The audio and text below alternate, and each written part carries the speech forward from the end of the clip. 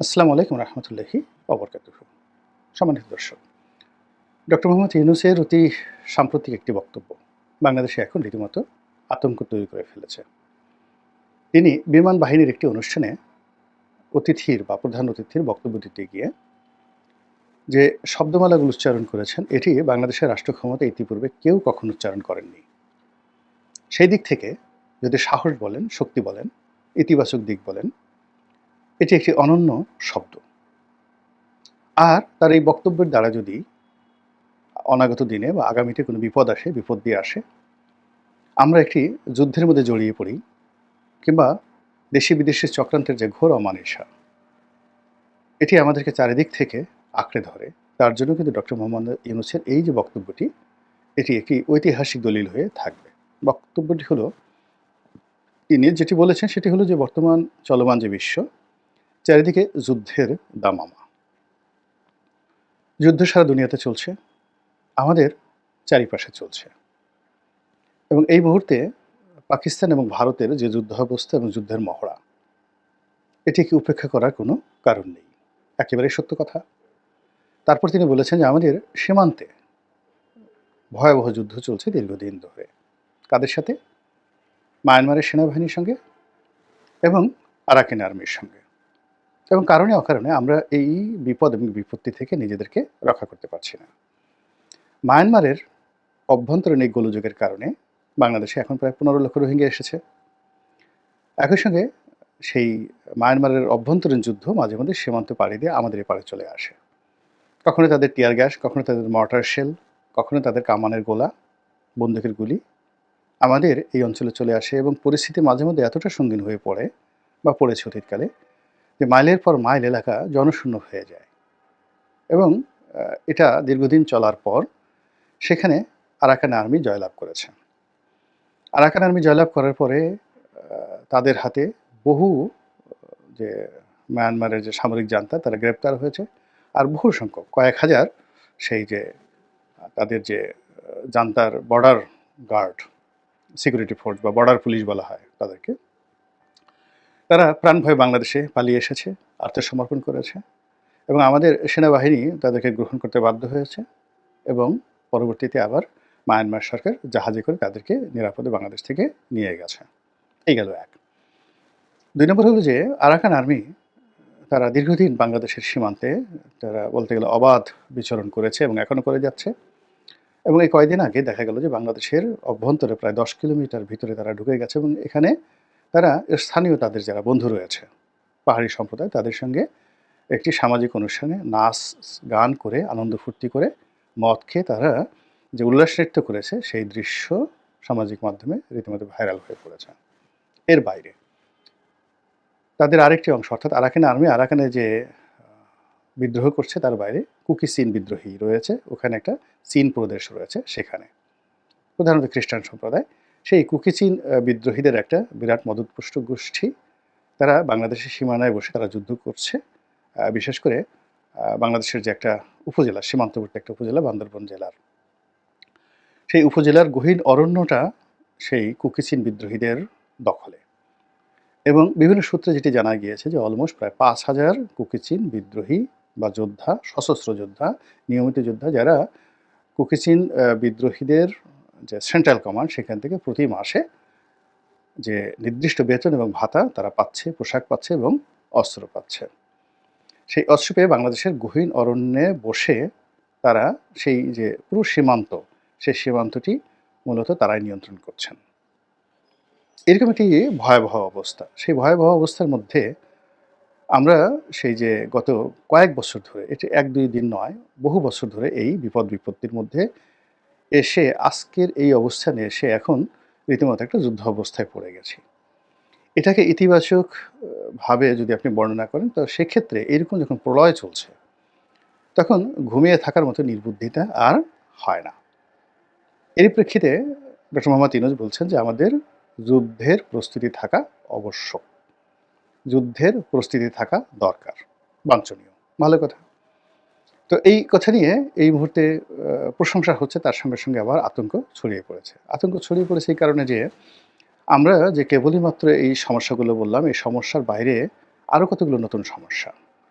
সেই সমস্যাটা হলো যে আমাদের চিকেন নেক, শিলিগুড়ি করিডোর এই এলাকাতে ঠিক বাংলাদেশ সীমানার ওপারে ভারতের যে শিলিগুড়ি রয়েছে সেখানে যে সামরিক তাদের যে আ মহড়া, সেখানে প্রায় ৪০,০০০ সৈন্যের সমাবেশের খবর বিভিন্ন মাধ্যম থেকে জানা যাচ্ছে। অস্ত্র, গোলাবারুদ, যুদ্ধবিমান, ড্রোন, তারপরে স্বল্প পাল্লার কামান, ক্ষেপণাস্ত্র এসব নিয়ে ভারতীয় বাহিনী অপেক্ষা করছে, যার একমাত্র প্রতিদ্বন্দ্বী বাংলাদেশ। আবার আমরা ওই খবরের বিপরীতে যেটা শুনছি যে আমরা ওই চিকেন নেকের কাছাকাছি যে একটা ব্রিটিশ জমানার পরিত্যক্ত এয়ারপোর্ট, অনেক বড় এয়ারপোর্ট যেটা ব্রিটিশ জমানাতে ওটা তৈরি করা হয়েছিল, সৈয়দপুর এয়ারপোর্ট। এবং সেই এয়ারপোর্টটিকে আমরা আবার নতুন করে এটিকে একটি সামরিক ঘাঁটিতে রূপান্তর করার জন্য চেষ্টা করছি এবং এই কাজটি আমরা করছি চীনের সাহায্য নিয়ে এবং চীনকে এই কাজটি দেওয়া হবে। হয়েছে কি হয়নি সেটা পরের কথা নয়, বাট এটি নিয়ে আলাপ আলোচনা হচ্ছে। ফলে আপনি চিন্তা করুন যে পুরো উত্তরবঙ্গ, রংপুর, দিনাজপুর, ঠাকুরগাঁও, নীলফামারী, কুড়িগ্রাম থেকে শুরু করে বিস্তীর্ণ এলাকা নিয়ে আমরা আতঙ্কের মধ্যে আছি। এরপরে চিন্তা করুন যে আরেকটু নিচে নামুন, অর্থাৎ উত্তরবঙ্গ থেকে আরেকটু নিচে নামুন। নিচে নেমে যে জায়গাটা অর্থাৎ ব্রহ্মপুত্র নদী যেখান দিয়ে ঢুকেছে তার পরে গিয়ে আপনি সেই চট্টগ্রাম, পার্বত্য চট্টগ্রাম, একেবারে সেই ফেনী নদী পর্যন্ত, নোয়াখালী ফেনী নদী পর্যন্ত এই জায়গাটিকে যে ক্ষুদ্র একটা পরিসরে আমরা আ যেটাকে বলা হয় বাংলাদেশের ফেনী চিকেন নেক, এখানেও ভারতীয় সৈন্যদের হামলা নিয়ে আমরা আতঙ্ক অনুভব করছি। আর আমাদের হামলা নিয়ে ভারত কিন্তু আতঙ্ক অনুভব করছে। এটাই হলো রূঢ় বাস্তবতা। তো সেক্ষেত্রে আমরা দুটো শক্তিশালী প্রতিপক্ষ রাষ্ট্রীয়ভাবে, অর্থাৎ ভারত সরকার এবং মায়ানমার সরকার, যাদের সামরিক কর্তৃত্ব, সামরিক বাহিনীর যে ক্ষমতা তার কাছে আমরা আসলে কিছুই না। আমরা তাদের বিরুদ্ধে গেরিলা যুদ্ধ করতে পারবো, জনযুদ্ধ করতে পারবো। আমাদের অবস্থা হয়তো কাশ্মীরের মতো হবে, হয়তো গাজার মতো হবে, হয়তো ফিলিস্তিনের মতো হবে। কিন্তু তাদের সঙ্গে ঠিক ইউক্রেন যেভাবে যুদ্ধ করছে, ওভাবে যুদ্ধ করার মতো অবস্থা আমাদের নেই। আমাদের ওই ধরনের কৌশলগত পার্টনার বা বন্ধু এখন পর্যন্ত তৈরি হয়নি। এবং সেই অবস্থাতে যুদ্ধের প্রস্তুতি, আমরা কি যুদ্ধের প্রস্তুতি নেব? যেখানে আমাদের সেই যেটা শোনা কথা যে বিগত আমলে সেনাবাহিনীকে অবদমিত করতে, করতে এমন অবস্থা করা হয়েছে যে সেনাবাহিনীকে নিয়মিত গোলাবারুদ সরবরাহ করা হতো না এবং তাদের যে শীতকালীন মহড়া, গ্রীষ্মকালীন মহড়া নয়, শীতকালে তারা যে মহড়া দেয় সেই মহড়াটাকেও সীমাবদ্ধ করা হয়েছিল। এবং প্রতিটি যেটাকে বলা হয় কোত, আর্মিদের অস্ত্রশস্ত্র যেই জায়গাটাতে থাকে সেখানে অস্ত্রের রীতিমতো জং পড়ে গেছে, বিকজ ওইগুলো নিয়মিত মেরামত এগুলো করা হয়নি। আমরা এগুলো বাইরে থেকে আওয়ামী লীগ আমলে শুনেছি যে সেনাবাহিনীকে মূলত আনআর্মড করার জন্য, নিষ্ক্রিয় করার জন্য শেখ হাসিনার একটা মাস্টার প্ল্যান ছিল। এবং তিনি শেখ হাসিনা সেনাবাহিনীকে ভয় পেতেন এবং তার নিরাপত্তার জন্য তিনি পুলিশ বাহিনীকে, বাংলাদেশের নিরাপত্তার জন্য তিনি পুলিশ বাহিনীকে আধুনিকায়ন করার চেষ্টা করেছেন সর্বোচ্চ শক্তি দিয়ে। ঘটনার সত্য বা মিথ্যা আমরা এখন পর্যন্ত জানি না। আমরা একথাও শুনেছিলাম যে ওই সময়টিতে সেনাবাহিনীর যারা কর্মকর্তা তাদের যে পার্সোনাল আর্মস থাকে, সেই আর্মসের যে মানে আপনার প্রতিটা আর্মসের একটা পিন থাকে, গান পিন থাকে। অর্থাৎ আপনি যখন শ্যুট করেন, সেই শ্যুট করার সময় সেই পিন যতক্ষণ না পর্যন্ত বুলেটে না লাগবে ততক্ষণ পর্যন্ত সেখানে বুলেট ফায়ার হবে না, ফায়ার অন হবে না। এখন শোনা কথা যে সেনাবাহিনীর কর্মকর্তাদের যে আর্মসগুলো রয়েছে সেই আর্মসের যে পিনগুলো, সেই পিনগুলো খুলে নেওয়া হয়েছে। সত্য মিথ্যা আমরা জানি না, কিন্তু শেখ হাসিনার জমানার শেষ ১০ বছরে আমরা এই ধরনের কথা অহরহ শুনেছি। এখন এই বিষয়গুলো যারা সংশ্লিষ্ট সেনা কর্মকর্তা তারা জানেন। যদি ঘটনার সত্য হয় তাহলে এই যে ২ লক্ষ যদি সৈন্য থাকেন তাদের যে ২ লক্ষ পার্সোনাল আর্মস রয়েছে, এই পার্সোনাল আর্মসের এই পিনগুলো ঠিক করতে কয় বছর সময় লাগবে? তারপরে এগুলো মেরামত করতে কত সময় লাগবে? আর যেগুলো আর্টিলারির যেগুলো ধরেন কামান থেকে শুরু করে অন্যান্য যে সকল গোলাবারুদ রয়েছে সেগুলোর মজুদের অবস্থা কী? সেগুলোর পাইপলাইন কোন অবস্থাতে আছে? বা বঙ্গোপসাগরে আমাদের কতটুকু কর্তৃত্ব রয়েছে? যেমন চীন থেকে যদি সামরিক সাহায্য আসে, আমেরিকা থেকে যদি সামরিক সাহায্য আসে, তুরস্ক থেকে যদি আসে, সেটা বঙ্গোপসাগরে আমাদের জলসীমায় ঢোকার আগে সেটা নিরাপত্তা কে দিবে? ওখানে ভারতের কর্তৃত্ব বেশি না চীনের কর্তৃত্ব বেশি? নাকি পাকিস্তানের ওখানে কোনো কর্তৃত্ব আছে? এই বিষয়গুলো না নিয়ে আমরা যুদ্ধের প্রস্তুতি নেব কাদের বিরুদ্ধে? মায়ানমারের বিরুদ্ধে? ভারতের বিরুদ্ধে? নাকি আমার নিজের দেশের জনগণের বিরুদ্ধে? এই বিষয়গুলো নিয়ে কিন্তু নিদারুণ বিতর্ক হচ্ছে। তো যা হোক, এই যে এই সময়টিতে তিনি যখন এই কথাগুলো বললেন, তার সঙ্গে, সঙ্গে যেটি ভয়াবহ রূপে আমাদের আতঙ্ক তৈরি করেছে, যে আমরা জানতে পারছি যে সরকার একটি মানবিক করিডোর দিচ্ছে। মায়ানমারের যে রোহিঙ্গা আ উম অধ্যুষিত এলাকা রয়েছে, সে এলাকাতে রোহিঙ্গা ছাড়াও অন্য বিভিন্ন জাতি, গোষ্ঠী, ধর্মের যারা নির্যাতিত জনগোষ্ঠী রয়েছেন, কোথাও খ্রিস্টানরা রয়েছেন, কোথাও কিছু ইহুদিও আছেন, তারপরে সেখানে বৌদ্ধ আছেন এবং মুসলমানরাও আছেন। তো তাদেরকে ত্রাণ সামগ্রী, জাতিসংঘের ত্রাণ সামগ্রী পৌঁছানোর জন্য বাংলাদেশের ভূমি ব্যবহার করে তারপরে সেখানে মানবিক সাহায্য পাঠানোর জন্য জাতিসংঘের একটা প্রস্তাবনা বাংলাদেশ সরকার বিবেচনা করছে, এবং এটা দিয়ে দেখে বাংলাদেশের মানুষ ভয়ে থরথর করে কাঁপছে। এর কারণ হলো যে ঠিক একই অবস্থা কিন্তু ঘটেছিল ইসরায়েলে। দ্বিতীয় বিশ্বযুদ্ধের পর এরকম ইসরায়েলিদেরকে সেখানে উদ্বাস্তু হিসেবে পাঠানো হলো ঠিক এই রোহিঙ্গাদের মতো করে। তারপর তারা আস্তে, আস্তে সেখানে জায়গা জমি কিনল, এবং এখন গিয়ে দেখেন যে অনেক ধনী রোহিঙ্গা রয়েছে, যারা কক্সবাজারের অনেক ব্যবসা প্রতিষ্ঠান তারা চালাচ্ছেন, অনেক জায়গা জমি কিনেছেন, নিজেদের ছেলেমেয়ে তারা ওখানে বিয়ে দিয়েছেন, এবং অনেকে স্থানীয়দেরকে বিয়ে থা করে এমনভাবে সমাজের সঙ্গে মিশে গেছেন। কয়েক লক্ষ সঙ্গতিপূর্ণ রোহিঙ্গা কক্সবাজারে গত কয়েক বছরে আপনি তাদেরকে আলাদা করতে পারবেন না। কয়েক লক্ষ রোহিঙ্গা বাংলাদেশের পাসপোর্ট নিয়ে ইতিমধ্যে বাংলাদেশের বাইরে চলে গেছেন, এবং সৌদি আরবে গিয়ে দেখবেন যে কয়েক লক্ষ রোহিঙ্গা আছেন যারা বাংলাদেশের পাসপোর্টধারী অনেক আগের থেকেই, এবং তারা বাংলা ভাষা ঠিকমতো বলতেও পারে না। এই হলো অবস্থা।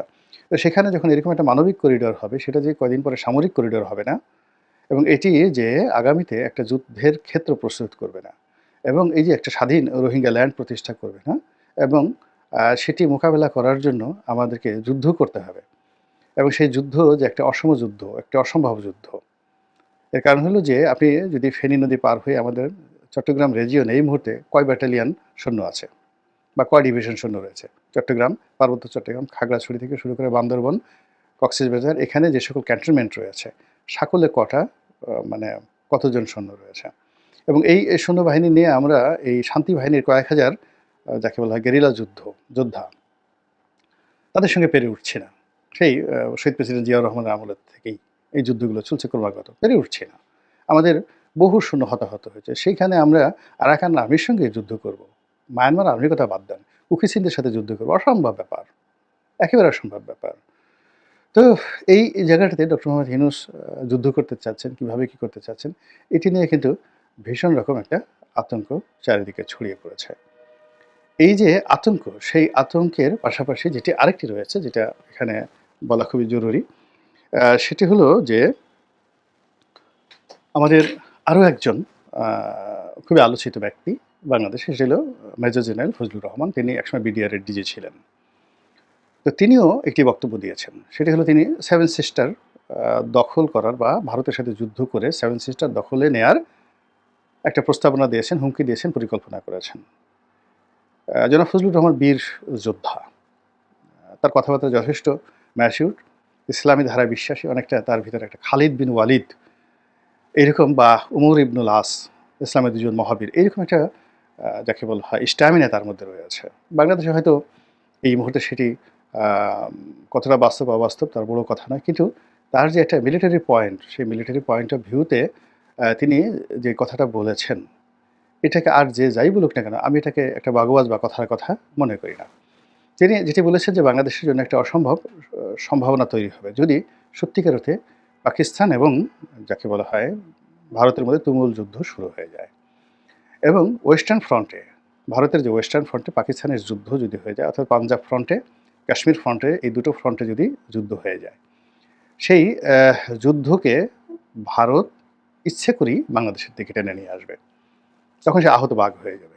এর কারণ হলো তার কাছে মনে হবে যে ওই ফ্রন্টে যুদ্ধ হচ্ছে, ফলে এই ফ্রন্টে যদি বাংলাদেশ অরক্ষিত থাকে তাহলে এই ভূমিকে কেন্দ্র করে তার যে পুরো ইস্টার্ন রিজনটা বিচ্ছিন্ন করে দেওয়া হবে। অর্থাৎ আমরা যদি ছাড় দিই, ভারত কিন্তু ছাড় দেবে না। তখন ভারত কী করবে?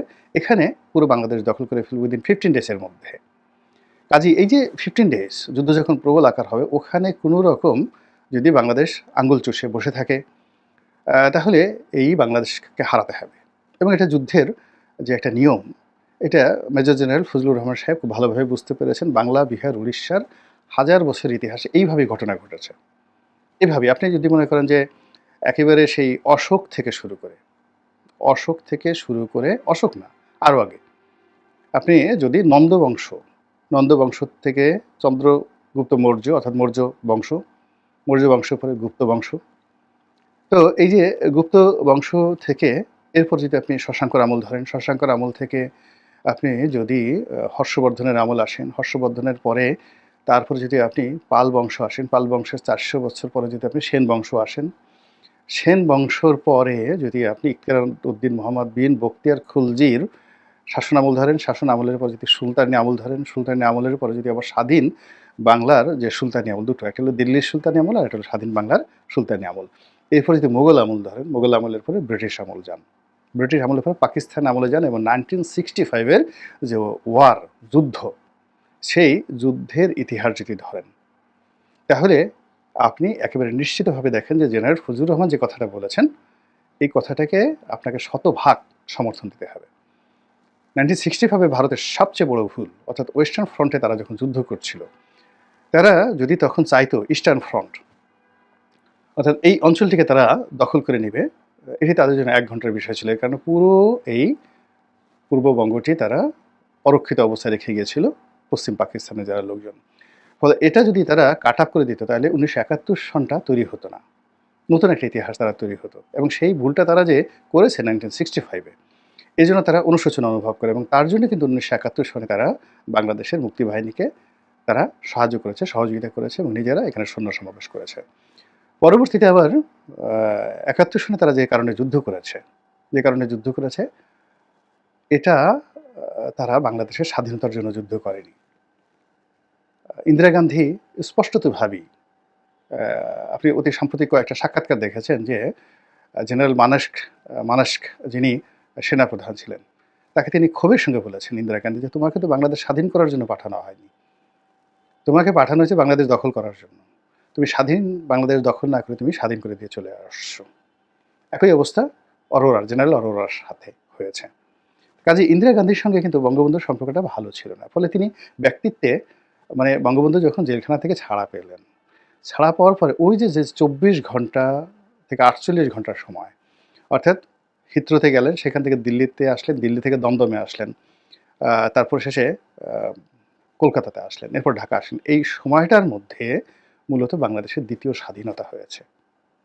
ওই সময়টাতে বঙ্গবন্ধুর সঙ্গে মূলত ইন্দিরা গান্ধী কূটনৈতিক দক্ষতায় পেরে ওঠেননি, ব্যক্তিত্বে পেরে ওঠেননি, নেতৃত্বের গুণাবলীতে পেরে ওঠেনি। কিন্তু তাদের যে মাস্টার প্ল্যান ছিল সেটা হলো অকুপাই বাংলাদেশ, এবং সেই জিনিসটি তারা আবার যখন একটা সুযোগ আসবে, এই যে এখন যে সুযোগ আসবে, তারা সেটা হাড়ে হাড়ে গ্রহণ করবে, 1 সেকেন্ডও সুযোগ দেবে না।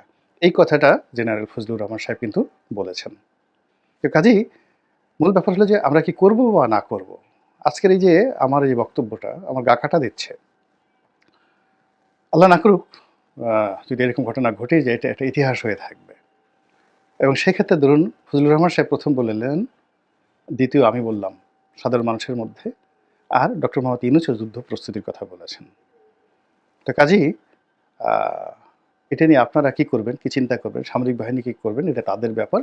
বাট আমাদের কাছে যতটুকু যেটা মনে হয়েছে, দিস ইজ দ্য টাইম, যেটা আঙ্গুল চুষে বসে থাকার সময় নয়। দিস ইজ দ্য টাইম যেখানে কালক্ষেপণ করার সময় নেই, পূর্ণ প্রস্তুতি নিয়ে থাকতে হবে। যে কোনো পরিস্থিতিতে আমরা 24 ঘন্টা থেকে 48 ঘন্টা সময় পাবো, অনলি 48 ঘন্টা। আমাদের ভূমি আমাদের থাকবে, নচেত আমরা ভূমি হারিয়ে ফেলব। আল্লাহ আমাদের সবাইকে হেদায়েত দান করুন এবং হেফাজত করুন। আসসালামু আলাইকুম ওয়া রাহমাতুল্লাহি ওয়া বারাকাতুহু।